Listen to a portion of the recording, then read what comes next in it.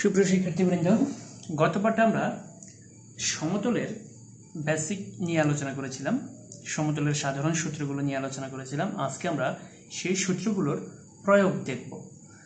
তো দেখো, আমরা প্রথমেই যে প্রবলেমটা দেখব সেটা হচ্ছে প্রদত্ত তিনটি বিন্দুগামী সমতলের সমীকরণ, অর্থাৎ তিনটে বিন্দু দেওয়া আছে, তিনটে বিন্দুগামী সমতলের সমীকরণ।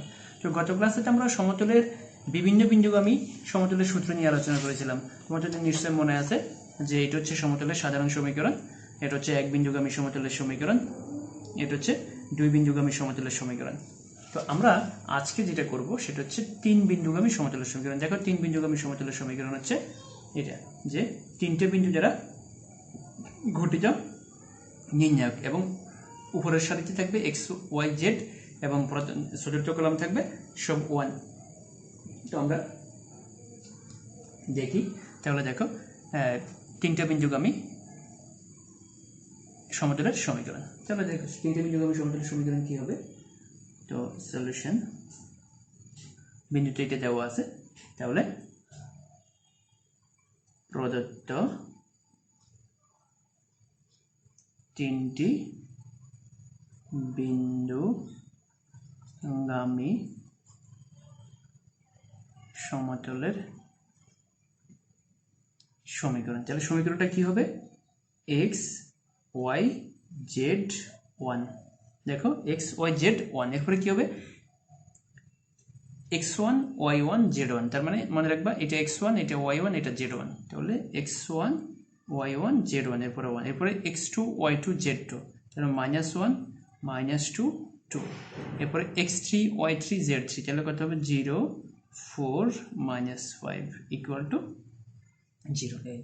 তাহলে দেখো, এক্স ওয়াই জেড সেটা উপরে বসে গেছে, আর চতুর্থ কলাম হচ্ছে সব ওয়ান, এরপরে X one Y one Z one, X two Y two Z two, X three Y three Z three. এখন নির্ণায়ক, চার সারি চার কলামের নির্ণায়ক। তো নির্ণায়ক, এখন আমরা নির্ণায়কের মান বের করব। দেখো, নির্ণায়কের যে ফর্মুলাটা সেটা হচ্ছে যে কোনো দুটো সারি বা দুটো কলামকে একই রকম বানানো, অথবা 1 1 1 যদি থাকে তাহলে সেটাকে আমরা সবচেয়ে ভালো যেটা করতে পারি সেটা হচ্ছে 1 0 0 0 বানানো। তাহলে 0 0 1 বরাবর ওই সারি কলাম বাদ যাবে। তাহলে দেখো, আমরা যদি প্রথম সারি থেকে দ্বিতীয় সারি বিয়োগ করি, তাহলে x minus 4 y minus 2 z minus 1, আর এক থেকে এক গেলে কত? 0। তাহলে আমরা এখানে কি করলাম? আমরা এখানে প্রথম সারি থেকে দ্বিতীয় সারি বিয়োগ করছি। আমরা এখানে কি করলাম? আমরা এখানে করলাম যে r1 প্রাইম সমান r1 মাইনাস r2, অর্থাৎ প্রথম সারি থেকে দ্বিতীয় সারি বিয়োগ করছি। তোমরা পরীক্ষার খাতায় এটা না দিলেও চলবে, কিন্তু আমরা এটা এখন দিচ্ছি যাতে তোমরা বুঝতে পারো যে এখানে প্রথম সারিটা কিভাবে পরিবর্তন হচ্ছে। ঠিক একইভাবে এখন যদি আমরা দ্বিতীয় সারি থেকে তৃতীয় সারি বিয়োগ করি, তাহলে করতে হবে 5, এটা থেকে এটা বিয়োগ করলে করতে হবে 4, এটা থেকে এটা বিয়োগ করলে হবে -1, এটা থেকে এটা বিয়োগ করলে হবে 0। তাহলে আমরা এখানে কি করলাম? আমরা এখানে করছি r2 প্রাইম সমান r2 মাইনাস r3। ঠিক একইভাবে যদি আমরা তৃতীয় সারি থেকে চতুর্থ সারি বিয়োগ করি, তাহলে হবে -1, এরপরে -2 থেকে 4 বিয়োগ করলে -6, এটা থেকে এটা বিয়োগ করলে হবে 7, 1 থেকে 1 গেলে 0। তার মানে আমরা এখানে কি করলাম? r3 প্রাইম সমান r3 মাইনাস r4। আচ্ছা, তো এখানে দেখো, এখানে চতুর্থ সারিটা যেভাবে আছে সেভাবে থাকবে, এটা স্থির থাকবে। যে কোনো একটা সারিকে কিন্তু স্থির রাখতে হবে। তো আমরা এটাকে যে কোনো একটা সারিকে স্থির রাখতে হবে। তো আমরা এই প্রথম সারিকে স্থির রাখি না। স্থির রাখি না এই কারণে, কারণ এটি হচ্ছে আমাদের চলক এক্স ওয়াই জেড। এই কারণে আমরা প্রথম সারি থেকে দ্বিতীয় সারি বিয়োগ করছি। দেখো, X minus 4 Y minus 2 Z minus 1, 1 থেকে 1 গেলে 0। এখন দেখো 0 0 1 বরাবর সব বাদ। 0 0 1 বরাবর সবাই মনে রাখবে। 0 0 1 এভাবেও হইতে পারবে, 0 0 1 এভাবেও হইতে পারবে, অর্থাৎ এটা সারি বরাবর থাকতে পারে, আবার এটা উপরে থাকতে পারে। 1 0 0 এভাবে থাকলে হবে। তাহলে 0 0 1 বরাবর সব বাদ। বাদ গেলে কি থাকে? এখানে দেখো 0 0 1 বরাবর যদি সব বাদ যায়, তাহলে দেখো, তাহলে 0 0 1 বরাবর যদি বাদ যায় তাহলে কি থাকে? তাহলে থাকে x minus 4 y minus 2 z minus 1, তারপরে কি থাকে? 5 4 মাইনাস 1, তারপরে কি থাকে? -1 -6 7 ইকুয়াল 0।